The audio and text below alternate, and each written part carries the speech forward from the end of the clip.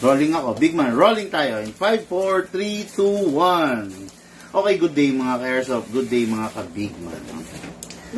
Sir Jaris is in the house. Hello, sir. Yes, sir. Yun, okay. Siyempre, kasama yung mga very supportive niyang mom. Tsaka, si Madam, ano ba? Tita. Tita. Ang tunay na ina. Meron ba kayo gusto i-shoutout, tita? Okay na. Okay guys, no, habol lang to. Actually, ang dami kong nakapilang ila-live, no. Hindi ko alam kung paano pagkakasyahin. Pero kadarating ko lang kasi, kumuha tayo ng stocks ng CC Shadow. Okay, the Everyman's Dream, the Shadow 2 is back. Yan, no. Is back, tapos, now, improved na yon, no. Kasi, di ba, alam niyo naman na dati, plain stock ordinary lang siya. Pero ngayon, naka-upgrade na tayo ng fixed outer barrel, no? Lahat ng i-out natin as much as possible, i-upgrade natin ng naka-fixed outer barrel na. Okay? Yan ngayon, kasama ko rito, tulad ng sinabi ko, Sir Jaris, dito rin to, Bukawi, Bulacan, actually, mga 14 to 15 kilometers away mula sa amin, no. Ginabi na ako, sorry, kasi grabing traffic talaga. Nakakainis tong NLEX. Sa gawing Marilao naman, may ginagawang tulay, no. Okay, Unity Sir Jaris is the dual purpose. Pakita ko na lang para hindi na tayo nahirapan pare-parehas.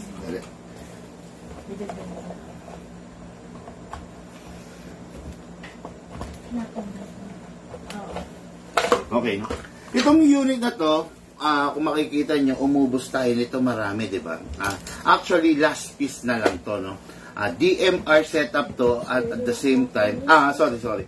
Pwede siyang dual purpose siya. Pwede siyang DMR setup, okay? Papalitan mo lang yung holographic scope ng telescopic DMR setup, or pwede ring assault.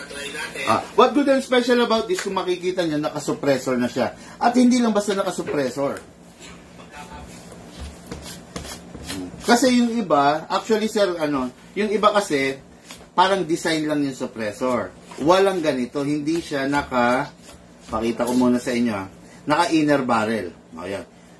So, yung iba, maggaganito, pero walang ganito. So, parang muffler lang siya, muffler tip, ganon. Walang dagdag sa performance. Since ito, kung makikita nyo, naka-stage 1 upgrade, naka-inner barrel na siya. Kumbaga, hindi disenyo to. May silbi talaga to. Meron siyang ginagawang tulong doon sa unit. Sabi ko nga sa inyo, ayaw natin ng nonsense upgrade, no? Gusto natin that maaari lahat ng upgrade is merong silbi. Okay? Jari, salika na rito, ha? Makinig ka, pero don't worry, I'll share to you yung live video para just in case na makalimutan mo, merong kang pagbabasehan, may recap, ha? Parang ang ganda ng smile ni Jaris. Ayan. Okay, ito na. So, this is your unit, battery operated siya. Okay, lagay mo natin dyan. Ang battery niya, merong lifespan na 2 years. After 2 years, mabilis na mag-lobat to. Okay? After 2 years, mabilis na siya mag-lobat, so gamitin mo siya ng gamitin. Kasi kahit ginamit mo o hindi, talagang maano siya, madam, parang masisira siya after 2 years. Parang sasakyan din. Tapos, 1 full charge of the battery is good for 10 magazine. Dami. 10 magazine. Each magazine is 300 rounds. Madami yun.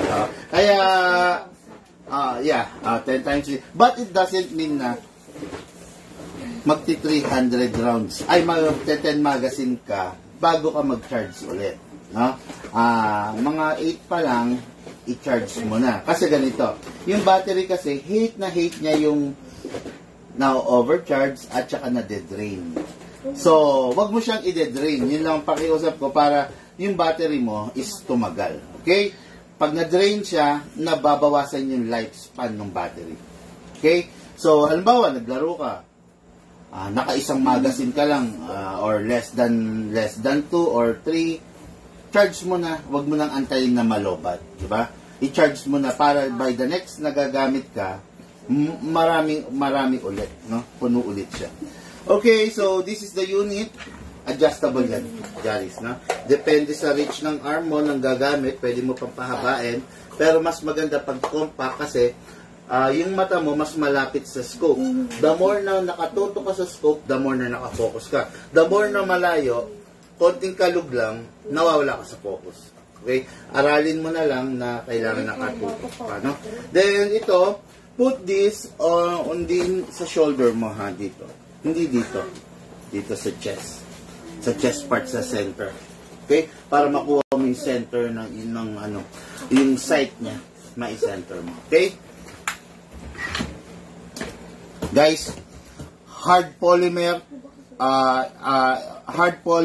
external, full metal internal. Okay? What good and special about the hard polymer?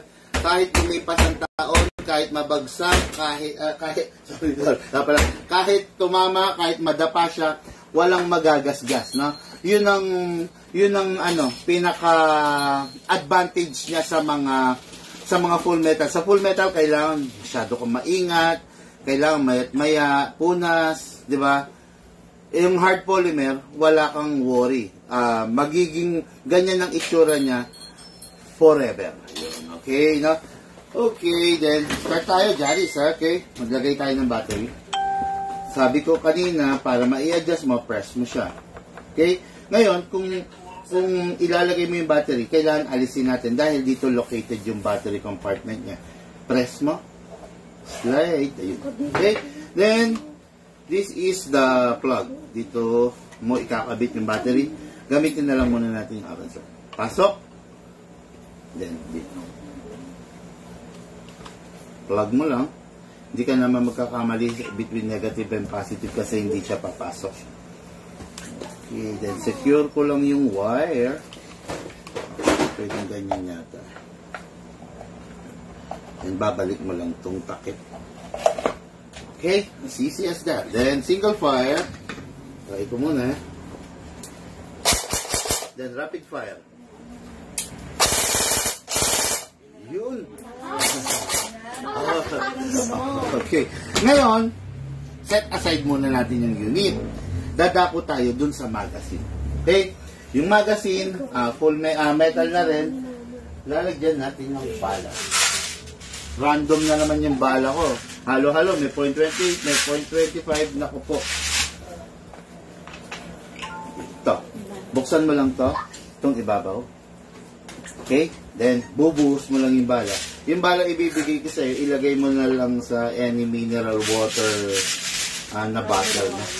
Okay, then, buhos lang. Ayun pala yung tumutuloy. Okay. Palagayin na rin akong bala ng time. Okay. After na mapuno siya dyan, so, sara mo lang. Okay, then, merong gear sa ilalim yan. Kung tawagin ito, kinakamot. Para yung bala na nilagay natin dito is itulak niya papanik. Okay, kamot ko lang. Then, sir, ikokrono ko siya para at least matandaan ninyo. Halimbawa, a month from now or year from now, pina-check niyo yung unit sa akin, sabihin nyo lang yung last chrono para may record tayo. No? Okay, kamot natin. Jaris, ha? Kamot. Medyo madaming kamot hanggang sa maramdaman mong humihigpit. Ikaw, subukan mo. Yan, going front. Yan. Yan. Okay, mga ano lang, mga 10, okay na yun, nakamot. Okay na yan. Okay na yan. Yan, no? Kamot lang. Then, ngayon, pansin mo, may bala na. Ready to fire na yan. Kaya, kailangan lagi mag-iingat ka. Always make sure na yung unit mo nasa safe. Okay? Safe, then single fire, then rapid fire. Okay? Pag ipapasa mo yung unit mo kay daddy, kay mommy, halimbawa magpa-fire sila, lagi mo lalagay sa safe. Ayaan mo sila yung mag-alis sa safe. Okay? Sir, yun nga, naka-stage 1 upgrade siguro to. Tetest natin ngayon. Pasok natin. Okay. Ay, madam, baka tamaan ka dyan. Okay, no? Firing tayo mga ka-airsoft, no? First fire. Hindi ko na-on. Okay. First fire. Hindi pala naka-upgrade. 429. Pwede na. 430. Ganun. 432. Not bad. 433. 431. So, safe to say na 435 and below yung unit. No? Kung maglalaro siya, pasok na pasok, sir. Kasi ang requirement normally 400 to 420, 400 to 430, pasok yung bata kung sakasakali maglalaro siya. Tapos, practical shooting naman, firing sa bahay, blinking, mag-e-enjoy siya. Firing? Oo, safe. Bibigay ko siya, naka-safe ha, then ikaw maglagay sa unsafe. Ngayon, always finger trigger out. Papasok mo lang yung kamay mo, pag ready ka na mag-fire. Okay? Then, sige. The floor is yours. Sabi na, oh, finger trigger out. Yan, okay. Hindi pa naka-safe ka pa eh. Sa kabila. Yes. Yan, 12 o'clock. Yun. Teka, posisyon. Hawak. Isa-isa lang. Masyadong Taas, yoko. baba. Ayan, ayan. Taas. Taas. Ayan. Taas. Yan? Taas. Yan? Sige. Tingnan mo, silipin mo dyan. Kaya may scope eh. Oh.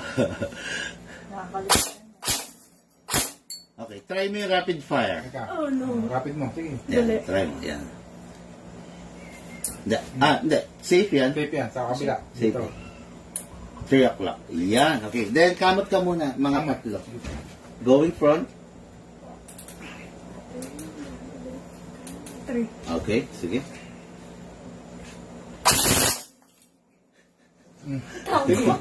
Natawag ka? Yun. Oh. Safe. Safe. Safe. Put it back to safe. Yan. Ikaw, daddy, try mo para maano. Hindi ako mukhang bumaril eh. Na, nagyabang na lang yung daddy. Mamaya, itatarget niya, ano niya lahat yan. Sisisiwin ng daddy yan.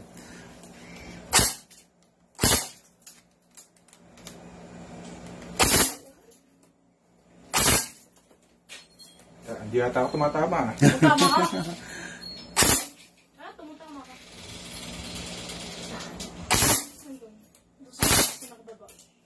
I-synchronize mo siya dito, daddy, sa harap. Nahanap ko nga siya. Di ko maano. Tagal na kasi hindi nakakahawak. Hindi siya nak...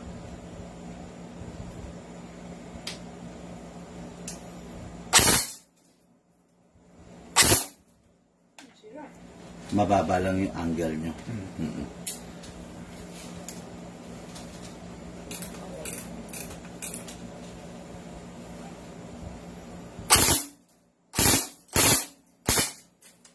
Sarap ng rate of fire niya.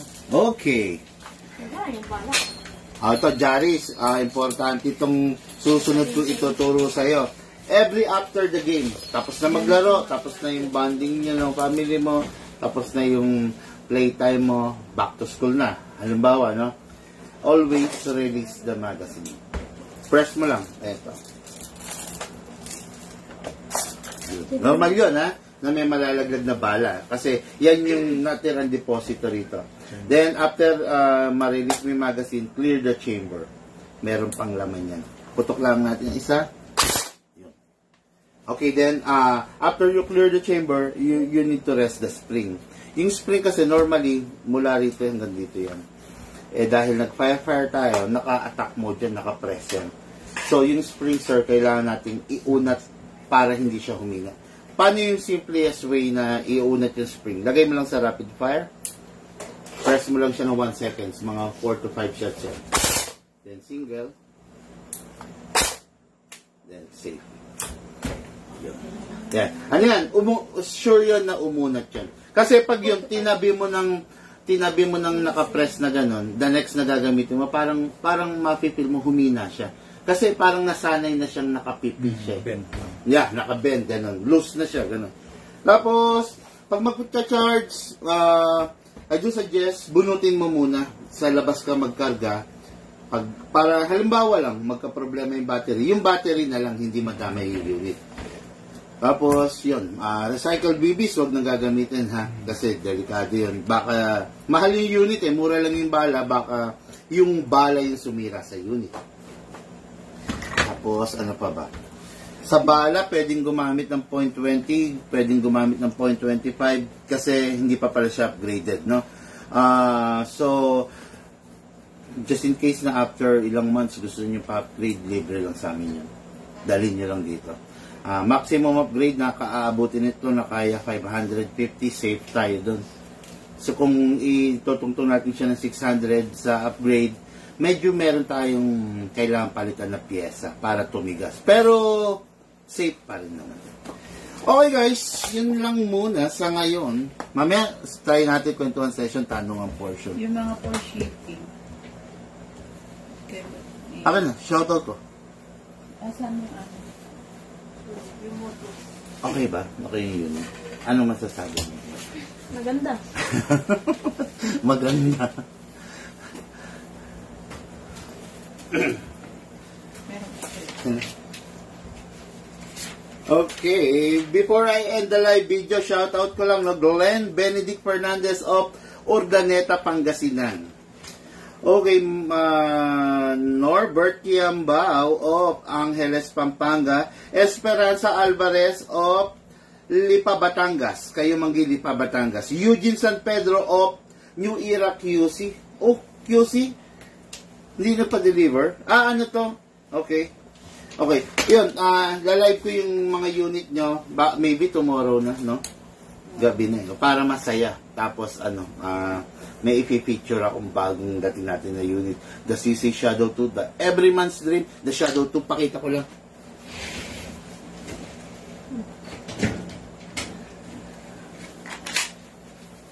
Okay guys, ang pangarap ng lahat.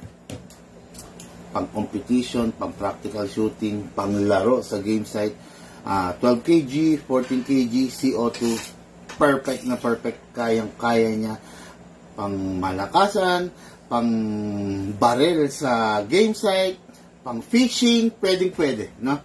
Kaya, Shadow 2, the Everyman's Dream, the Shadow 2, makikita nyo tomorrow, i-feature ko to, ihihimayin natin, bubuksan natin siya, lahat ng klase ng gas, gagamitin natin, i-kokrono natin siya. Okay? Thank you guys! Lahat po tayo nagmula sa iba't ibang larangan. Pinagbuklod, pinag-isa ng isang libangan. Yun ang paglalaro po ng airsoft. Hatid po sa inyo ng inyong lingkod. Big Man. Thank you po. Have a blessed day.